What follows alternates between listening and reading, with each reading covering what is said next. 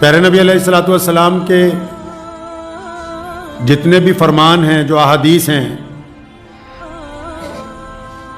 جب ان کی امام بخاری نے درجہ بندی کی تو جو سب سے پہلے حدیث درج کی گئی اس میں نبی علیہ الصلوۃ والسلام کا یہ فرمان انسانوں تک پہنچایا گیا کہ اللہ کے نبی علیہ السلام فرماتے ہیں کہ عمل کا دار و مدار نیت کے اوپر۔ آپ صلی اللہ علیہ وسلم کے یہ جو لفظ ہیں ان میں زندگی کا نچوڑ ہے، یہ وہ ترازو ہے جو اس معیار کو طے کر دیتا ہے کہ ہم کس طرح کے انسان۔ ان لفظوں نے دل کی کیفیت، ظاہری کیفیت، روحانی کیفیت کے معیار کو بھی طے کر دیا۔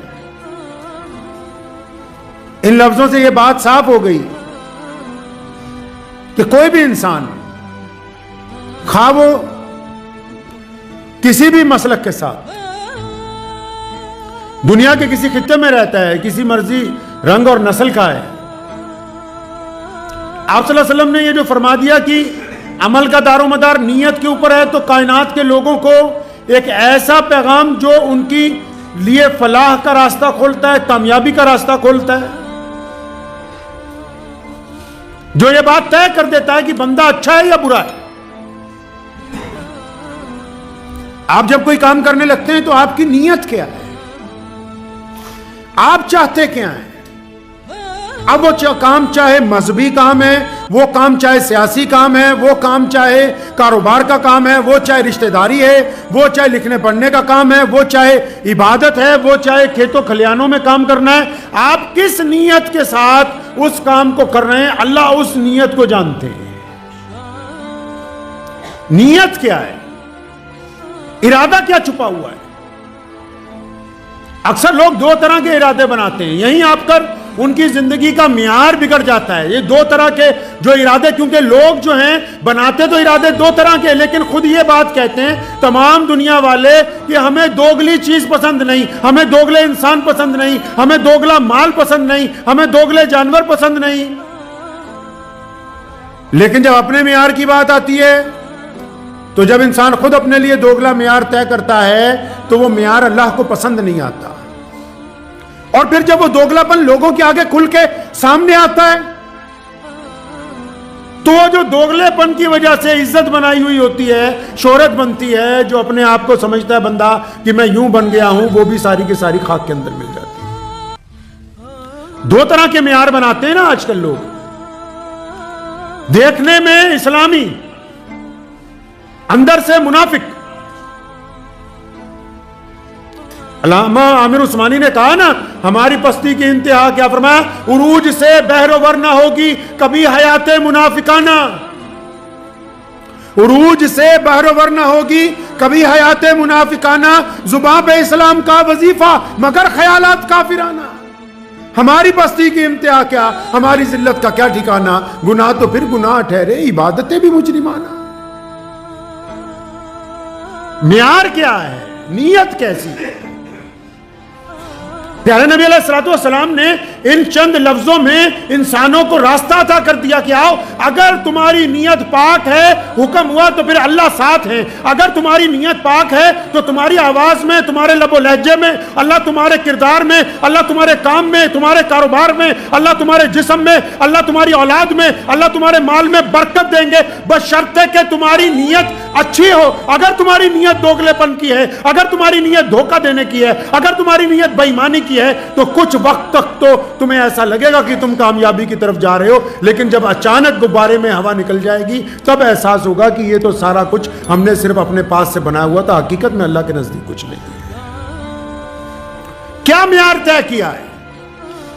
آپ دنیا میں جائیں، دنیا کی بڑی بڑی کمپنیاں، آپ گاڑی خریدنے کے لیے چلے جائیں، بہت کئی بڑی گاڑیوں کی کمپنیاں ہیں، ٹویوٹا جیسی کمپنیاں ہیں جو کبھی کسی کے کہنے کے مطابق پیسے ہی نہیں طے کرتی، اپنے معیار کے مطابق طے کرتی ہیں۔ اچھے اچھے لوگ بیٹھے ہوئے ہیں آج تک کہ شاید اس گاڑی کا انجن کھلے گا، نہیں کھلتا۔ کیوں؟ انہوں نے اپنا معیار اس حد تک پاکیزگی سے بنا لیا کہ اب جو مرضی ڈرائیور آ کے بیٹھ جائے ان کی گاڑی کے انجن کو نقصان نہیں پہنچا سکتا ہے۔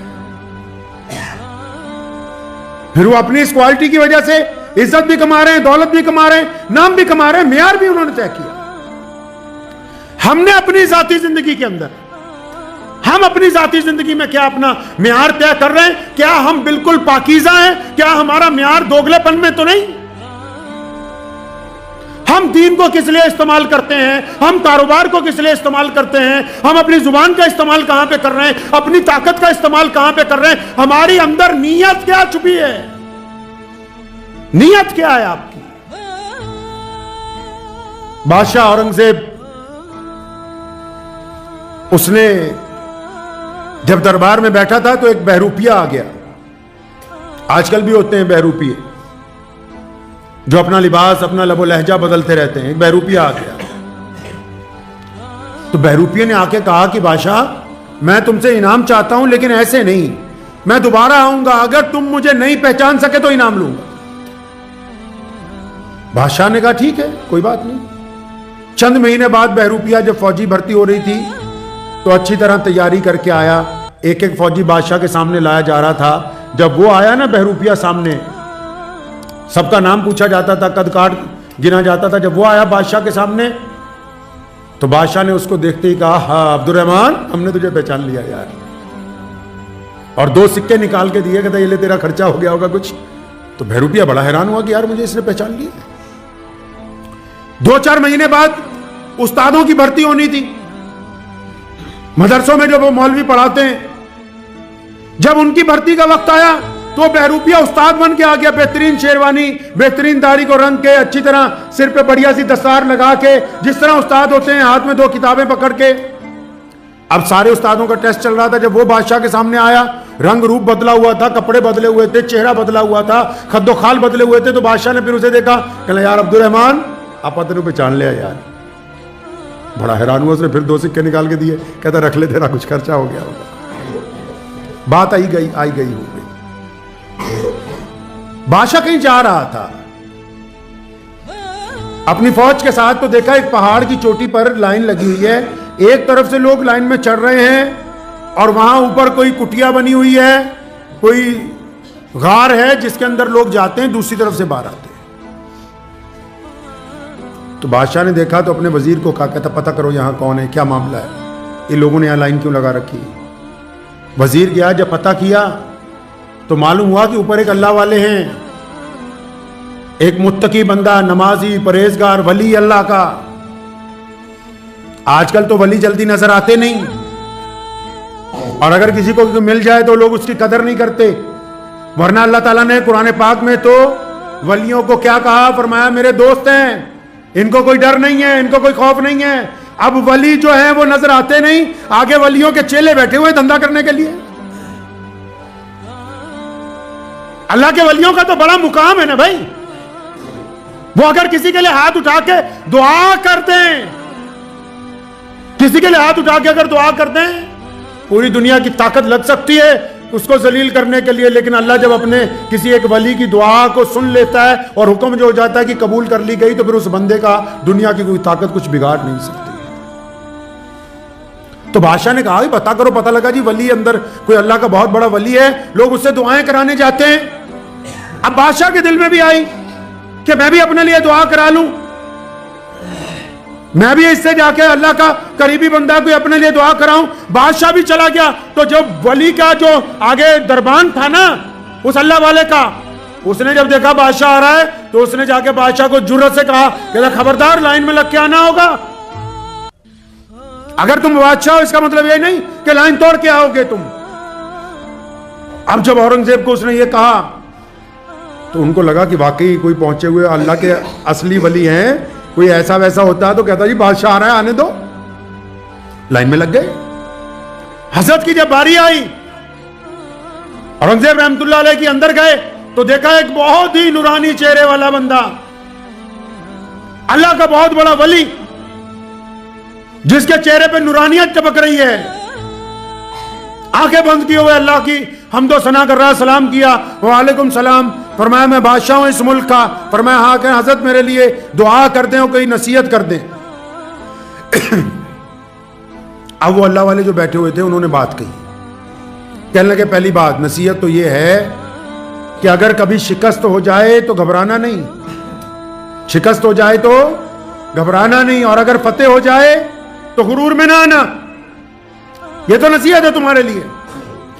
یہاں سے دعا بھی کر دو۔ انہوں نے جب دعا کی بادشاہ کے لیے، دعا جب ختم ہو گئی، بادشاہ جب واپس جانے لگا، دروازے پر پہنچا نا، غار کے اس جھونپڑی کے دروازے پر جب پہنچا، وہ ولی جو تھا اپنی جگہ پر کھڑا ہوا، انہیں آواز ماری کہ اورنگزیب وہ ذرا ادھر پلٹ، آج مترانو نہیں پہچانے، وہ آج نہیں پہچانا تو نے ہمیں، اور میں تو وہی بہروپیہ ہوں جو 2 دفعہ پہلے تیرے پاس آیا، تو نے مجھے پکڑ لیا، اب دیکھ ہم نے کیسا جال لگایا تیرے لیے۔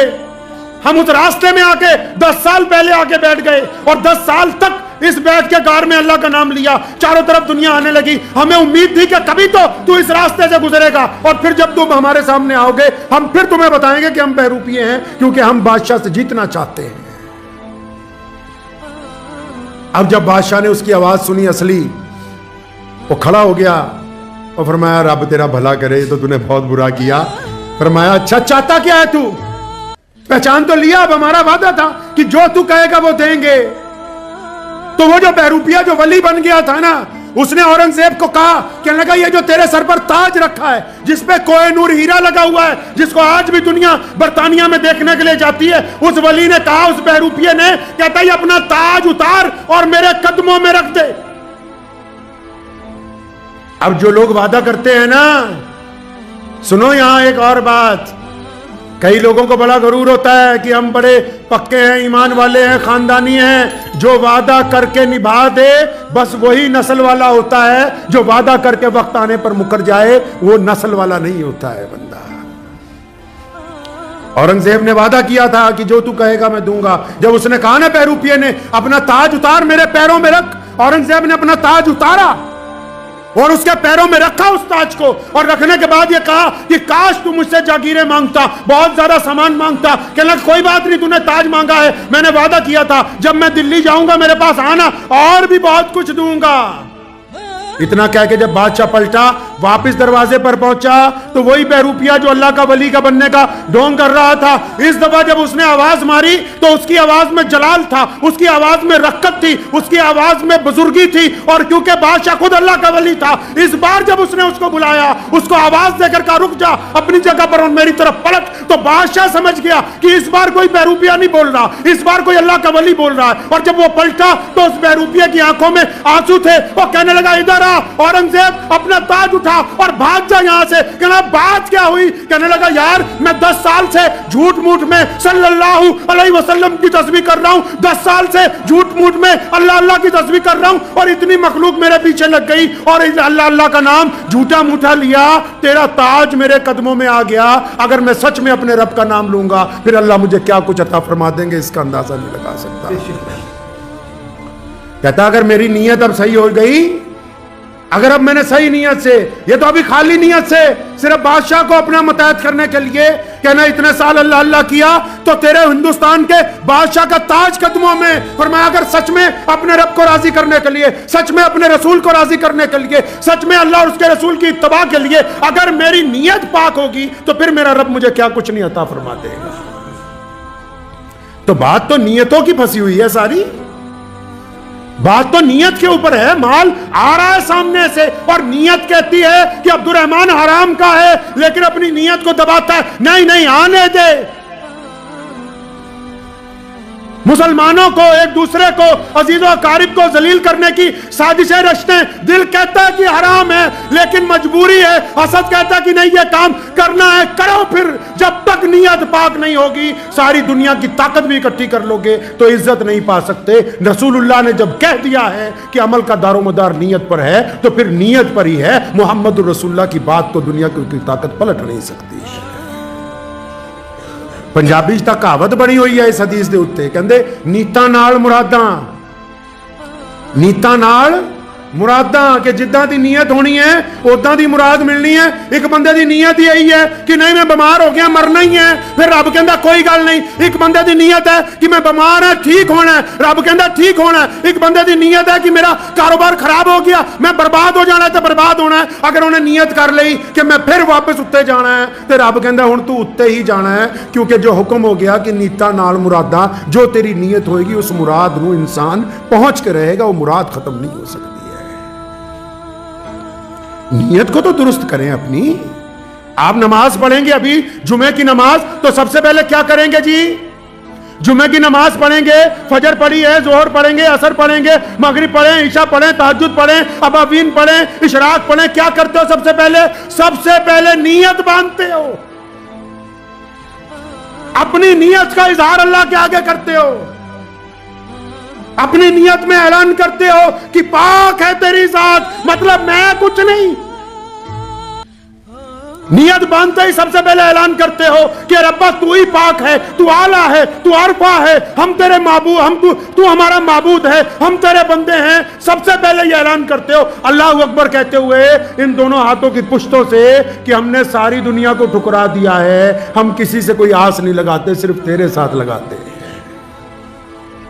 नीयत तो बंदा अल्लाह ताला उसी वक्त देख लेते हैं। नमाज बाज़ औकात कबूल क्यों नहीं होती? हम सजदा करते हैं दुश्मनी लेकर, हम सजदे में इरादा करते हैं कि नऊज़ बिल्लाह फलां का नुकसान हो जाए, हम सजदे में इरादा करते हैं कि नऊज़ बिल्लाह फलां बर्बाद हो जाए, हम सजदे में इरादा करते हैं कि फलां कारोबार में फायदा हो जाए, हम सजदे में इरादा करते हैं कि फलां पड़ोसी बर्बाद हो जाए। जिनके सजदों में नीयतों की नापाकी हो, नापाक सजदे अल्लाह ताला के हुजूर कबूल नहीं हुआ करते। कोई सदका देता है और नियत करता है कि लोग मेरी वाहवाही करें, अगर कोई इस काम के लिए शहीद भी हो जाए, लोग कहें कि मैं शहीद आजम था। कोई इस काम के लिए किसी गरीब की मदद करे कि लोग कहें ये सखी है, तो फिर बड़े बड़े अल्लाह के वलियों ने अपनी जिंदगी में इस मियार को तय किया है। अल्लाह के एक वली हैं, वो बहुत ज़्यादा सदका किया करते थे। तो एक साहब ने उनको कहा कि हज़रत आप आके बताते क्यों नहीं कि आप इतना माल फलां फलां गरीब के घर भेजते हैं? और फरमाने लगे मैं जिसके लिए भेजता हूँ ना, कहेंगे हज़रत अगर आप बताएंगे तो लोगों को पता भी लगेगा, मस्जिद में ऐलान करेंगे फलां मियाँ साहब ने ये किया। फरमाने लगे कि मैं जिसके लिए देता हूँ ना, उसको मेरा नाम भी पता है, पता भी पता है। मैं जिसके लिए दे रहा हूँ, अपने जिस रब को राजी करने के लिए जो कुछ कर रहा हूं, उसको मेरा नाम भी पता है और पता भी पता है। इसलिए वो मुझ तक जो मुझे पहुंचाना है वो मेरे रब ने पहुंचाना है, इन लोगों ने नहीं मुझ तक पहुंचाना।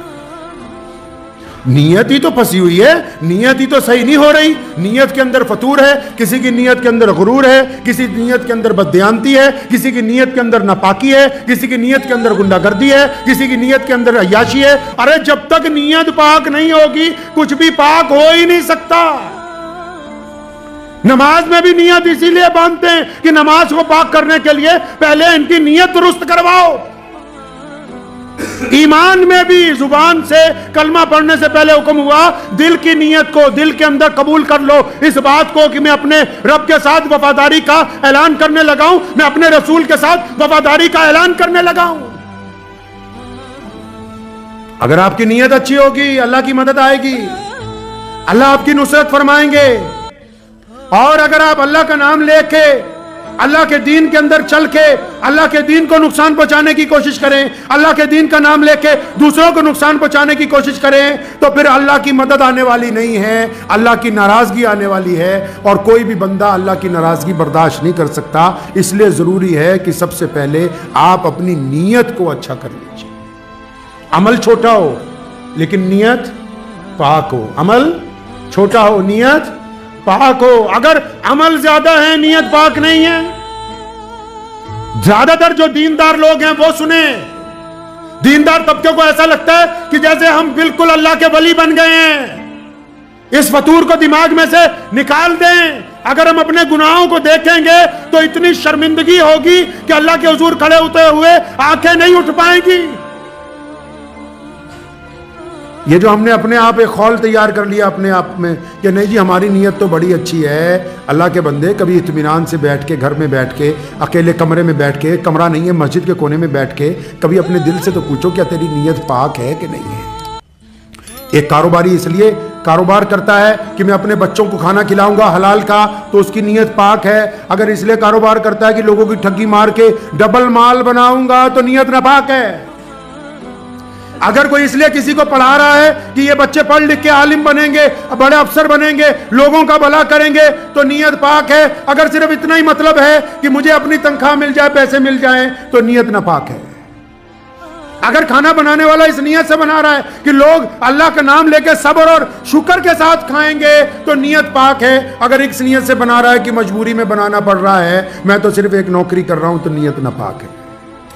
اگر آپ کسی کو کچھ دے رہے ہیں اور آپ کا دل کہتا ہے کہ اس کا بھلا ہو جائے، میں اپنی طاقت سے بڑھ کے اس کو دینا چاہتا ہوں، ہم کس نبی کی امت میں سے ہیں پتہ ہے؟ لوگ لوگوں کو ہدیہ دیتے ہیں، لوگ لوگوں کو صدقہ دیتے ہیں، لوگ لوگوں کو زکوٰۃ دیتے ہیں، لوگ لوگوں کو قرض دیتے ہیں، لیکن پیارے نبی علیہ السلام وہ ہیں جنہوں نے ہدیے بھی دیے، صدقات بھی دیے، زکوٰۃ بھی دی، لیکن جب قرض کی بات آئی، جب پیسے نہیں ہوتے تھے، خود قرض لے کے دوسروں کو حضور صلی اللہ علیہ وسلم ہدیہ ادا کرتے تھے۔ اتنے کریم رسول۔ بات ہمیں نبی علیہ السلام اس لیے سکھا گئے کہ ہم اپنی نیتوں کو اگر پاک رکھیں گے، اگر اچھا جب تک ہماری نیت پاک ہے کوئی ہمارا کچھ بگاڑ نہیں سکتا ہے۔ شیخ چلی کے خواب تو بہت دنیا دیکھتی ہے، بہت سارے لوگ چاہتے ہیں، بہت سارے لوگ بڑے بڑے خواب دیکھتے ہیں کہ ایسا ہو جائے ویسا ہو جائے، ہوتا ہوا تھا کچھ نہیں۔ ہاں جن کے ارادے پاک ہیں، نظر جن کی خدا پر ہو، ارادے جن کے پختہ ہوں، نظر خدا پر ہو اور ارادے پختہ ہوں تو وہ کامیابی حاصل کرتے ہیں، اور جن کی نظر لوگوں کے اوپر لگی ہوئی ہو، جو خدا کے اوپر یقین نہ رکھتے ہوں، وہ کیسی کامیابی حاصل کر سکتے ہیں؟ تو دعا کیجئے کہ اللہ ہمیں ہماری نیتوں کو پاک کر دے۔ کریں گے نیت کو پاک انشاءاللہ؟ بالکل اپنی نیت کی سکیننگ کیجئے۔ یوٹیوب کے اوپر میں نے رات دیکھا بہت سارے مسلمان یوٹیوبر بھی اور غیر مسلم یوٹیوبر بھی ڈپلیکیٹ سرخیاں بنا بنا کے لوگوں کو بھڑکانے کے لیے، کچھ لوگوں کو ڈرانے کے لیے، کچھ لوگوں کو بیوقوف بنانے کے لیے سرخیاں لگا رہے ہیں۔ کیوں؟ کیونکہ ان کی نیت ہے کہ چاندی کے چند سکے فالتو مل جائے، کیونکہ ان میں سے کچھ لوگوں کی نیت ہے کہ لوگوں کے اندر گھبراہٹ پیدا ہو جائے، ان میں سے کچھ لوگوں کی نیت ہے کہ ہم کسی کو ڈرا سکیں۔ یاد رکھو، جو نیت تم لوگوں کے لیے لے کے نکلے ہو، جو لوگوں کے لیے نیت لے کے نکلے ہو، اگر لوگوں کی ٹھگی مارنے نکلے ہو تو پھر تم سے ٹھگی لگ کے رہے گی، کیونکہ جب گناہ چلتا ہے بے ایمانی چلتی ہے۔ سنیے میری بات، بے ایمانی جب چلتی ہے نا، ہم کسی سے بے ایمانی کرتے ہیں وہ چل پڑتی ہے، رکتی نہیں ہے۔ جب ہم کسی سے نیکی کرتے ہیں وہ چل پڑتی ہے، رکتی نہیں ہے۔ اب نیکی نے بھی گھوم کے کہاں آنا ہے؟ واپس آپ تک آنا ہے۔ بے ایمانی میں بھی گھوم کے کہاں آنا ہے جی؟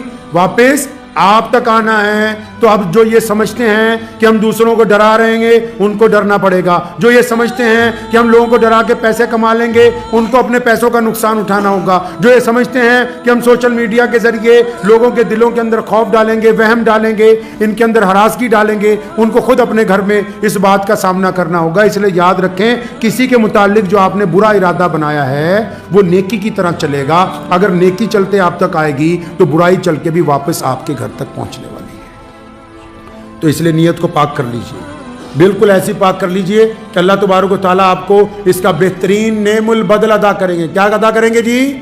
نعم البدل، بہترین۔ ہم جب سڑک پہ چلتے ہیں کچھ نہ کچھ سیکھتے ہیں۔ آپ سڑک پہ چلے جاؤ نا، رات کو پل کے اوپر چند لوگ لکڑیاں جلا کر بیٹھتے ہیں، غریب لوگ جن کے سر پر چھت نہیں ہے، آگ جل رہی ہوتی ہے اور آپس میں ہنس ہنس کے باتیں کرتے ہیں، ایک بریڈ کا ٹکڑا لاتے ہیں بانٹ کے کھاتے ہیں، اور دوسری طرف ایک رئیس آدمی کئی ایکڑ کی کوٹھی میں بہترین بستر پر بہترین ہیٹر لگا کے اچھے گدوں کے ساتھ آرام کے ساتھ سونا چاہتا ہے، ساری رات نیند نہیں آتی۔ دو یار بھی ایسے وفادار نہیں ملتے جو بیٹھ کے دکھ درد بانٹ لیں۔ خوشیوں کا تعلق پیسوں کے ساتھ نہیں ہے، خوشیوں کا تعلق دل کی امیری کے ساتھ جڑا ہوا ہے۔ دعا کیجئے اللہ اس کے اوپر مجھے بھی اور آپ سب کو عمل کی توفیق عطا فرمائے۔ وآخر دعوانا ان الحمدللہ رب العالمین۔